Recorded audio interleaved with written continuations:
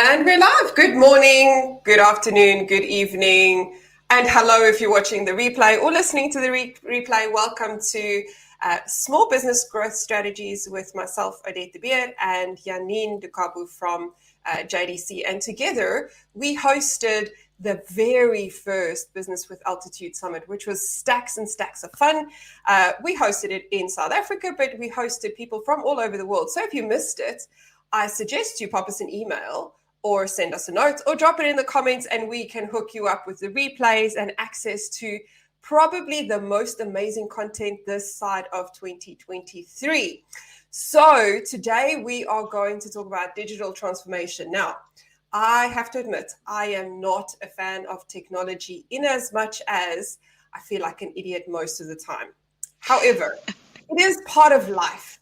And sometimes we have to be dumb to become smart. So Janine, don't you just want to put us out of our misery? What on earth is digital transformation and why should we care? Hi, Odette, and thank you for the session. Let me give you the definition of digital transformation, and then we break it down from there. And then you'll see it's not as daunting as what it really sounds and looks, but we're actually doing it already every day. So digital transformation refers to the adoption of digital technologies and strategies by rethinking our business processes, so that there is a plus to this, that we can drive innovation, we can improve our efficiency, and we can meet the evolving customer demands. Because this is the reality, is that customer demands is ever evolving. And the reason for that is because technology is evolving all the time. So they are like, ooh, my iPhone can do that now. Ooh, my Samsung can do that now. Oh, okay. So now the person where I'm buying the products from also needs to be able to evolve and give me that function. So that's the reason why digital transformation is so important, is because things are transforming all the time. And if you, as the person giving the product and selling the product, is not evolving also with the digital age, you're not relevant anymore. So that is what digital transformation is to take what you've got, rethink your business models as things are changing, adapting it so that you can still be relevant and sell that product to your customer. That's a fantastic point, because there are a lot of businesses that did not transform and found themselves in hot water. Kodak comes to mind. Yes. Blockbuster used to be a very big VHS movie rental company when I was growing up, and they no longer exist. So Kodak still exists in a very limited format in some places, and they are by no means competitors in the market. I don't think they have any competitive advantage. But probably the best example would be Blockbuster, who was a really, really successful business in the 90s and who no longer exists. So I 100% agree, even though I don't love technology because it makes me feel so uncomfortable. We have to transform our businesses. And also, I think what we tend to miss is once we get past the discomfort, some of the benefits are cost efficiencies. We learn to do things better, smarter, faster, cheaper.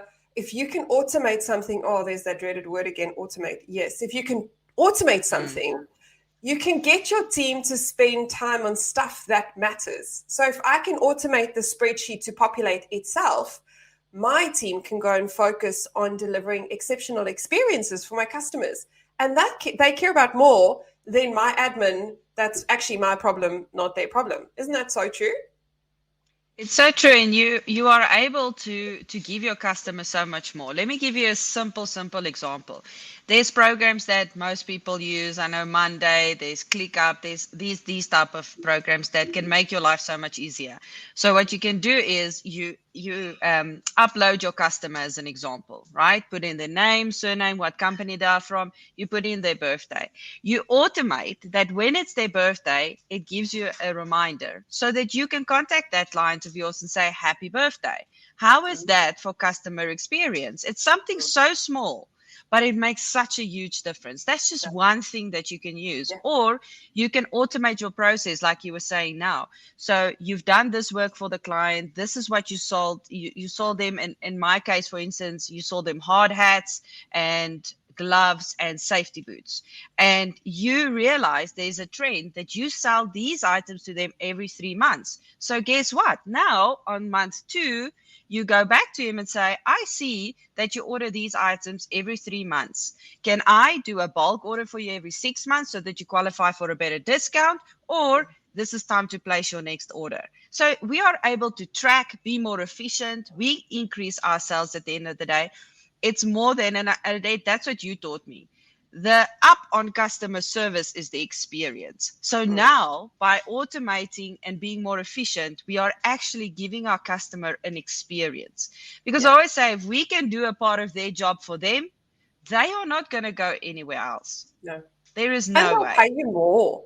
The reality is that 80% of customers in all the surveys that have been done globally have said that they will pay more for an experience. So people often think that products and services are sold because of price, and price plays a role, but the size that price plays, or the role that price plays, reduces significantly when you're able to create efficiencies for the customer, or when you're delivering an experience. And exactly what you said, it's funny because that's exactly what I told one of my clients to do when I first started coaching.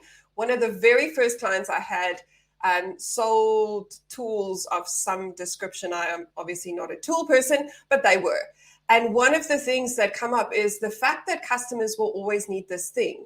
And your job as a business is to anticipate what they will need and then offer it before they need it.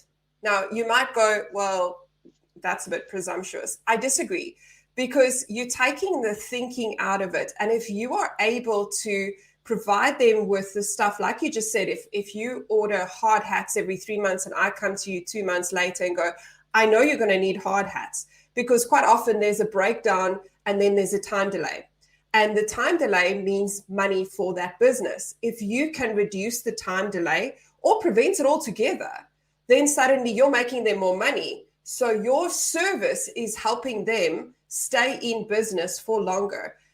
One of the examples I used in the Business with Altitude Summit was the airplane company, the private jet company, whose job was actually to make sure that the private jet is in flight more than it's on the runway getting fixed.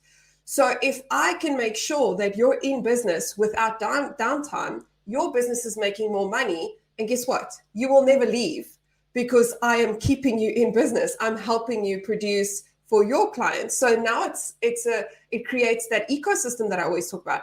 We create ecosystems when we create custom experiences. Now, obviously, these things are fantastic, but like everything in life, it's always easier said than done.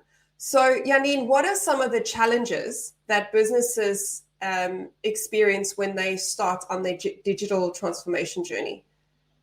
The very first and biggest problem and challenge that people are facing is the cultural resistance to change, because most people are just happy doing what they are doing, and what they have been doing is working.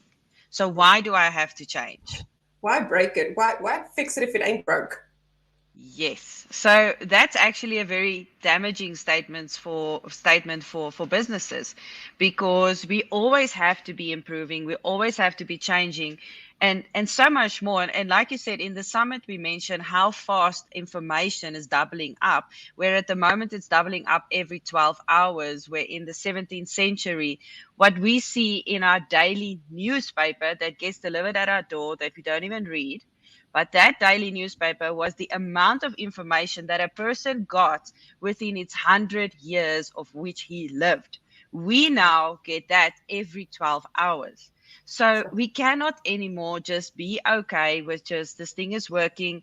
let's not fix it or let's not change it. We have to change and we have to adapt all the time. So that is one of our biggest challenges, is people are just happy with what they are doing. That Excel spreadsheet is working great. I also think so. But there's other things that can help you make that even more efficient and bring your team on board. Because let's take a spreadsheet as an example. It's not necessarily Excel. It could be anyone. But that spreadsheet is just in front of you. But what if the whole team can be in on that one spreadsheet and everybody can be working on that same spreadsheet at the same time? We're saving costs, we're being more efficient, we're being more productive, and we're getting more done in a smaller space of time. So that cultural resistance to change is one of the biggest things that people struggle with. And then is the system integration. So obviously you had something that worked. Now your superior comes and they're like, it ain't working anymore. Now we need to integrate it with other systems. Or sometimes we have to start all over, because now we're getting something great or another system like Monday.com and it's beautiful. But I have to take everything that I've worked on for the last 10 years and I have to now integrate it into a new system. And that sometimes can be a daunting task. And that's another reason why people then like, you know what, now I'm happy, my stuff is working for me. So we look into the fact that how much time and how daunting the task is going to be to transform, that we don't see the advantage of the actual digital transformation.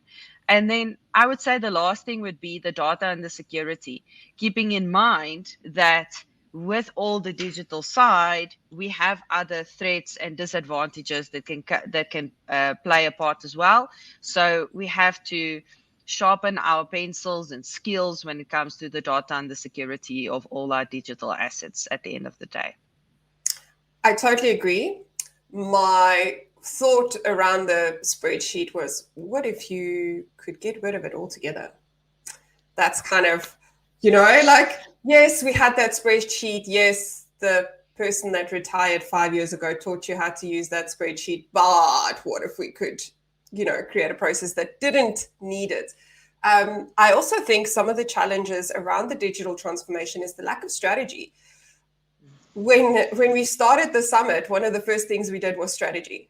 And there's a reason we do that, is because if you don't know what your purpose is and you don't know where you're going, then your team is busy, but they're not effective. So we're all little busy bees running around like crazy people, but we're doing stuff that's not moving us collectively in the same direction. And when it comes to digital transformation, there is probably nothing more important than having a strategy in place, not only in terms of the steps we have to take, but where we're going. Because if we don't have that, then we often make decisions on transformation where we replace the Excel spreadsheet with a Google sheet instead of finding a system that takes the spreadsheet out altogether.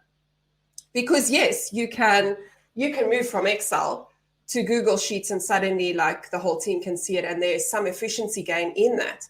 But what if you could take it out altogether and something else sits in its place and you don't even have to do that step anymore? Now you've got that 10 minutes that you would have spent on the spreadsheet. You've got it to go work on a client, which I think is so much more powerful. But you can't get to that point if the leadership team hasn't got a strategy, which brings me to another point, which is the lack of leadership when it comes to digital transformation.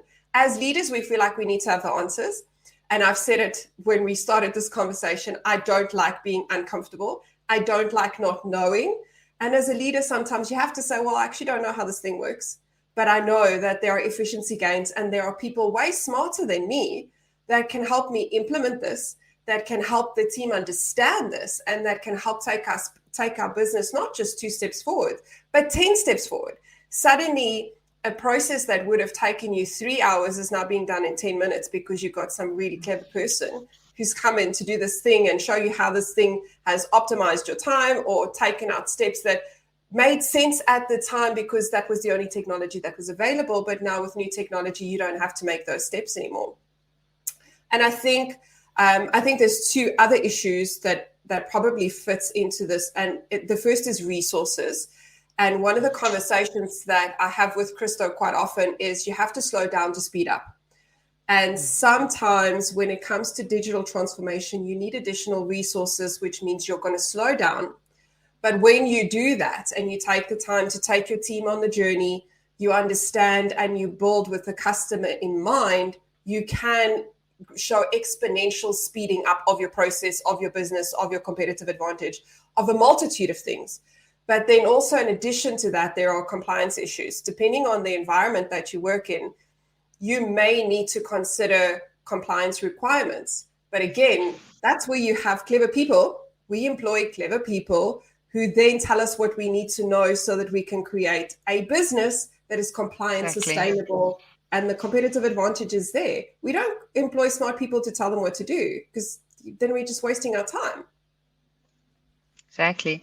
And I think a lot of the time what happens also is we think that if I'm the business owner, I should have all the answers. And that's a big myth, because exactly what you're saying, you employ the smart people to do the things that you don't have experience about and experience of. You don't have to do everything, and you certainly do not have to know everything, but you have to employ the right people. That's 100% true. So now that we know what the challenges are, and there are many, and I mean, we could go on the challenge list for quite some time. However, that's like a very glim view of the world. And I think there's so much more to be said about the benefits that comes from digital transformation. What are some of the big benefits that stand out for you? Let's also look at how they can effectively plan this digital transformation, because a lot of the times people are like, I need to understand what's going into this before I even decide whether I'm going to go and do this. And it's really more simple than what people think, right? So if we do an assessment of the current state, what we've got, right? The same way that you planned your business plan a while ago and you're like, what is my strengths? What is my weaknesses? What do I have? Rather than exactly like you said now, let's not focus on all the disadvantages, but what do I have? What is the advantages that I have? What is my strengths? What are those things? And where are the areas that I need to do and make improvement? Because if we figure this out, right, our goals and our priorities will become much more clearer. And then it becomes easier, and that's one of the benefits. It becomes easier then to shunt that spreadsheet, because you're like, oh, wow, that aha moment, I don't need this anymore, because I'm really good at this. I'm really good at that. This is my strengths. And it's like, okay, I don't need that process. And you're going to find that if you do this assessment, you're going to be more effective. You're going to have more time, like you said earlier, in the day to do what you're really good at. Really, really good at. And I think, and it's not a thing. So don't hear what I'm not saying. I'm not blaming COVID. I'm not saying it's COVID's fault. But COVID got us to a standstill, and a place of standstill where we had to reassess many things, which I think was a very big advantage, because otherwise we would have just keeping on. We were forced to stand still, right? And with that, it helps us to develop this roadmap so we can outline the investments that we need to make, the organizational changes that we need to make, and also how long it's going to take us to implement this. It doesn't have to take years to implement it. Just take little things at a time and implement it. I like what you said, and that's very, very valuable and very true. Sometimes we have to slow down in order to speed up, because if you can take 3 months of your business and slow down a little bit in order to speed up for the next 10, you're not only slowing down to speed up, but you're now moving into what I call the law of the big mo that I learned from John Maxwell, is the law of momentum, that the more you do that, the more of that you will be able to do. So now you're building momentum. And you're going to look back in 10 years from now and going to be like, I know that 3 months was so hard. It felt like I was never going to get up again. But look where I am now. I'm much faster, much more productive, much more efficient than what I've ever been. And I think the other thing is also, the other advantage is now your departments and your teams can really work together and collaborate on every single level of the business. And that is really very important for the successful execution of any digital transformation strategy. I agree. So I want to just, for those of you who are taking notes, and if you're not, you should be, I want to point out the process. The process is assess your current state, do a gap assessment, go see where you are, where you want to go, and how you are going to get there. The how you are going to get there comes with the technologies. And there are a lot of, actually most technology companies will come and do an RFI or an RFP for you for free and pull out everything. And you know what? One of the things that I learned in my days in corporate was bringing in the consultants to do demos for you. I mean, I had countless coffee chats with consultants who were trying to sell me something. You don't always have to, listen, guys, you don't have to buy it, but you do have to hear what they have to say, because quite often they will share with you information that's going to quantum leap your business. Quantum leap is important because, small step for mankind, giant leap for mankind. That's what you want to do for your business. You want to do giant leaps, and you can only do that when you have the right information. So it's about getting the information from those consultants so that you understand what's available in the market, then do an assessment between all of them to see what it is you need to do. And as Janine said, you are not going to necessarily do a full digital transformation right now. You identify the things that are going to give you the biggest wins. You can only do that if you've actually checked out your business, right? Like, none of this is able to happen if you're just quickly glancing at your business, glancing back and going, I need to update my spreadsheet. No, guys, if we can get rid of the spreadsheet, let's get rid of the spreadsheet. Something that business often overlooks is getting buy-in from leadership. So depending on the size of your team, maybe it's just you and a couple of your team members. Not too much buy-in that needs to be done, but you still have to bring them on the journey. Maybe you're a much bigger business and you have an executive team and a small admin team or whatever behind that. You have to bring everyone on the journey. That means slow down to speed up. Why are we doing this? How will this benefit them? People generally don't like change because it makes them feel uncomfortable. It makes us feel like we don't know what we're doing. And that's okay because it's completely human. However, when you give them space to say, geez, Janine, I'm uncomfortable with this. I don't know what I'm doing. And you go, that's okay. I don't know either. That's why we have this person here. They're going to show us how it's done. It makes the process just so much more fun. And you also build camaraderie and culture when you go through that process. I think one of the other biggest mistakes that businesses make when it comes to implementing these things is that they don't know upfront what they're going to measure, because they haven't done the assessment, and they also don't know actually where they're going. They're just like, oh, we're going to implement the system. Okay, but why? Why are we implementing the system? What are the things we expect to see? And then measure it.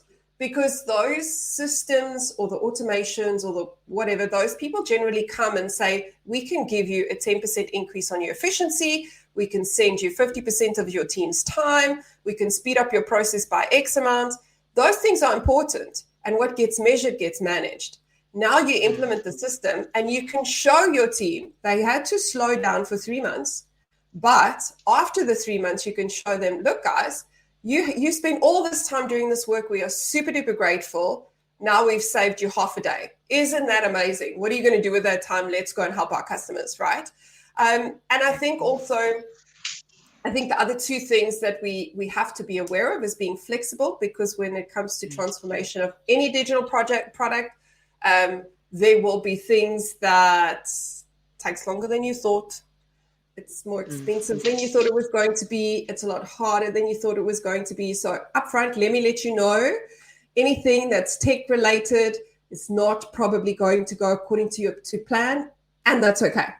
We have to be flexible. And then probably the most important thing we have to do is celebrate the success. And I'm not saying celebrate after the 3 months once you've implemented this thing. No, your team made it past the first week and they haven't walked out on you. That's a success you celebrate. Your team is with you on this journey and your customers have not left you. That's a success you celebrate. We have to celebrate the small things so that when the big things come, we're like there and it's amazing and it's awesome. Yeah. It's so true, Odette. And one of the things that you mentioned also is with the smaller businesses, when you don't have that many people to go back to, that is an advantage because it means the change can come faster. Yes. Right? You are more agile, you are faster. You don't have to implement an entire change management program in order to get everybody on board. We're sitting around a table having a coffee and say, right, guys, this and this and this is what we're going to do. And this is how we're going to do it. Hold Yes. on and be with me on this journey. Let's go for it. Yes, I don't have all the answers, neither do you. But as we move through this process, we'll figure this out and we're going to get on to the other side. And the other advantage of technology is even when it goes not as planned, guess what? It's going to get better. And it's Yes. not going to be long from now, because that is the thing with digital transformation. It's always transforming. And if you don't have the answer now and your website can't sell that product like you want it to do, just hold on. It's coming. I promise you it's coming. It's just about staying on top of it. The solution is going to be there, because if you're facing that problem, somebody else is too. And the That's right. developer is already saying, people are facing this problem. We need to fix it. We need to come up with something. And guess what? There they go, engineers back at work, and they fix that thing for you.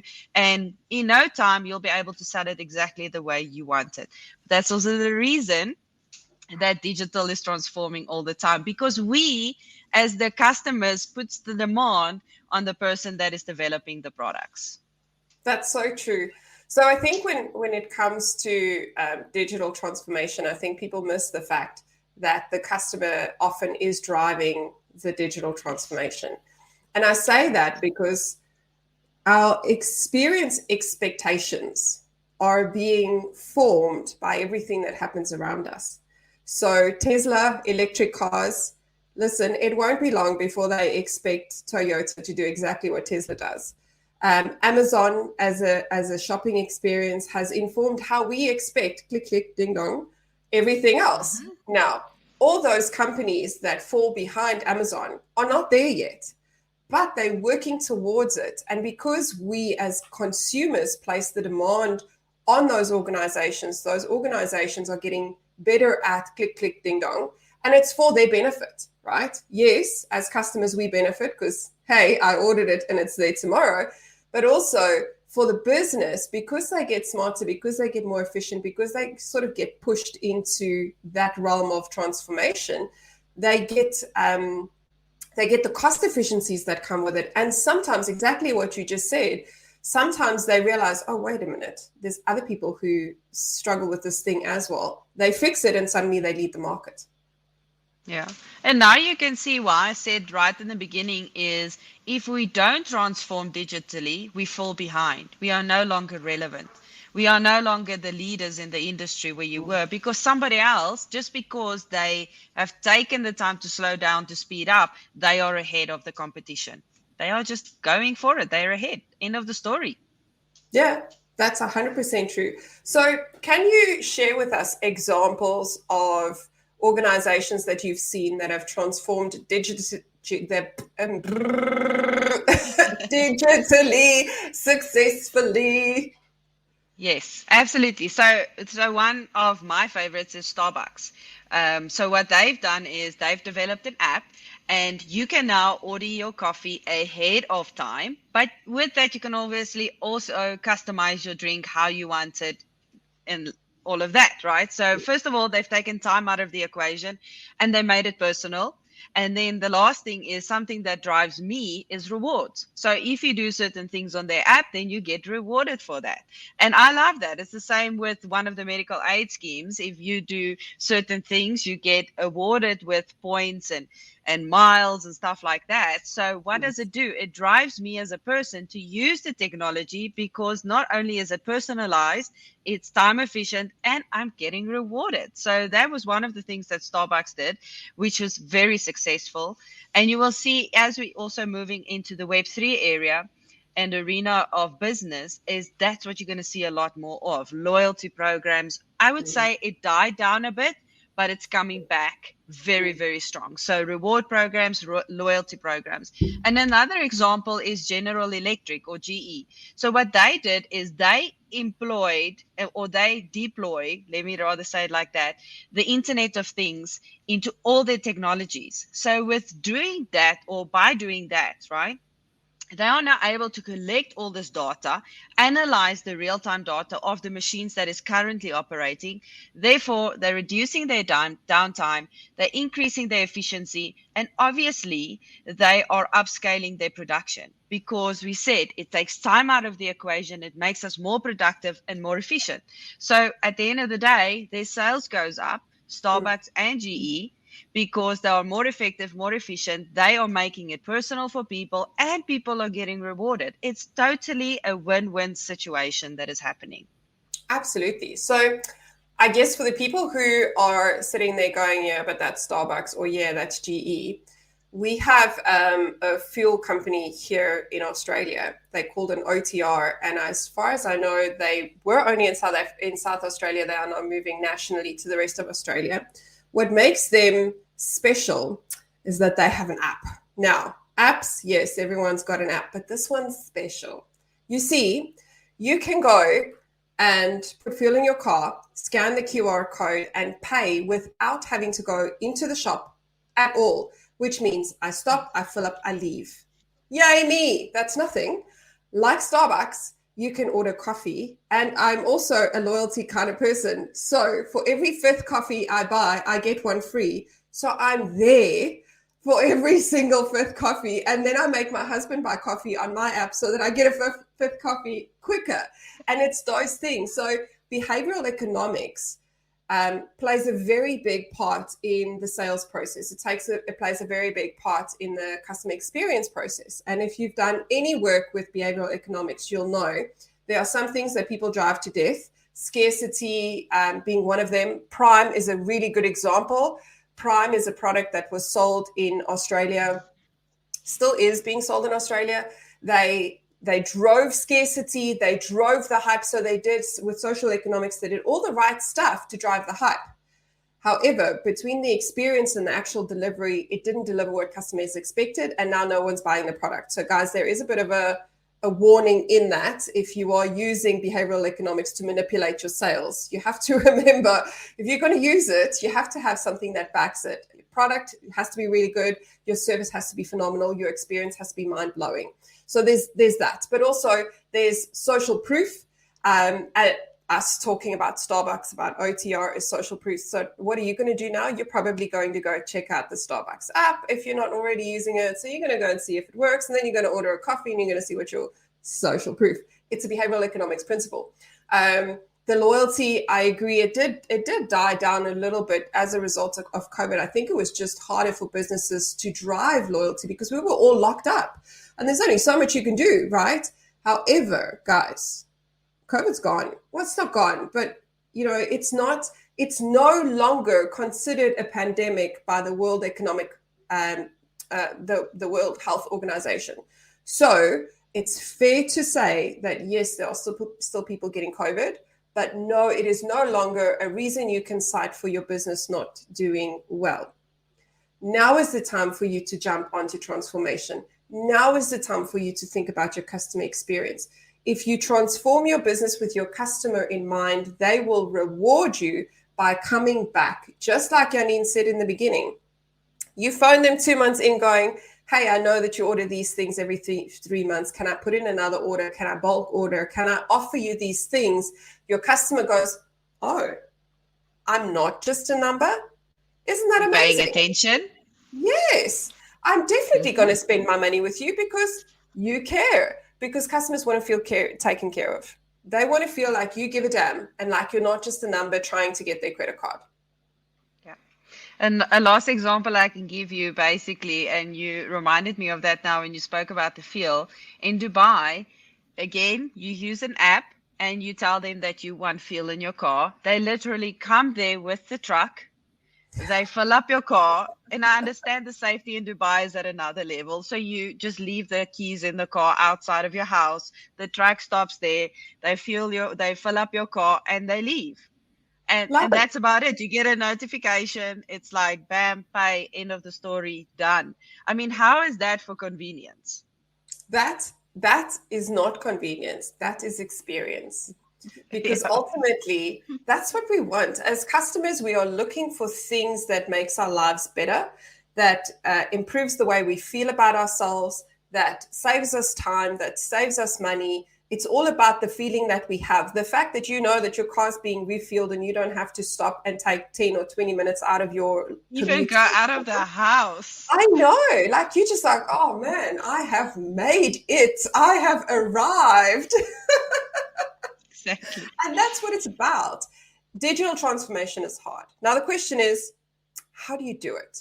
Well, Janine and I had this conversation, obviously, before we came live, because that's what we do, guys. We chat. And one of the things that I thought of was the fact that when I first started working, someone gave me Office Outlook, and that was before Office Outlook was the pretty cool thing that it is today. And they were like, okay, now you have to go and schedule meetings. And I was like, are you joking? I don't even know how this thing works. However, 6 months in, I was the whiz at Office Outlook because I knew how to schedule meetings. I knew how to move things around. I could send an email. I could delay an email. I could make you think that I send you an email at 2:00 in the morning. And there are still some people who don't know how that works. Shame on you. You should figure it out. Now, the question is, how do you start using technology? And I'm so glad you asked. We have a community called Substack Business with Altitude, where we share these insights and more on transformation, on taking your business to new heights. Now, the question is, how do you use it? It's very easy. I'm going to pop the link in the chat box, and you are just going to subscribe and start using it until you figured out how to use it. And then you just become part of the community. Sometimes it works, sometimes it doesn't, sometimes it feels a little bit uncomfortable, but that's okay, because 6 months in, you will be the Substack boffin, and ta-da! Exactly. And the thing I love about Substack is the fact that you can see videos like we're doing now on Substack. You can read blogs on Substack. You can see normal posts, pictures. It's really a platform, one platform where a community comes together. They can chat, they can learn, and they can grow together. Yes. And it's about community, guys. It's about getting to know the people in your space, getting people who can actually give you legit advice. So you're not asking sommer enige iemand on a Facebook group where every single person reckons they are an expert. You're getting real good advice from people who've been there, done that, and are actively working on these things. And I can tell you that because Janine is probably one of the people I know that's always digging on some sort of platform, figuring out some sort of tech stuff, because it's important. And if you're not connected to the right people, you'll just never know. How many of you didn't know that Substack existed? Shame on you. Okay. Well, now you know. And it also comes in an app, Odette, which is super easy, super convenient. And when you are subscribed to our channel and to our community, when we post something, you'll get a small ping on your phone, and it won't stay on your phone like all the others. It's just there, ping, get it. You are part, just go and have a look, and then you'll read one of our blogs, listen to one of our podcasts, or even look at one of our videos like today. So easy. So guys, if you weren't sure, we were talking everything digital transformation, what it is, why you should do it, why you should care, and what are some of the things you should look out for. If you have any questions and you're watching the replay or listening to one of our podcasts, hashtag replay in the comments. If you've got questions, pop them in the comment sections. We will respond to your questions, or we might actually do a podcast on your questions. Thank you so much for joining us. Remember to share the feed and let people know that we exist, because you know that you got some serious value out of today and you need other people to also get the same serious value. So make the circle bigger. And then until next time, have a fantastic day, morning, evening, or afternoon. Bye.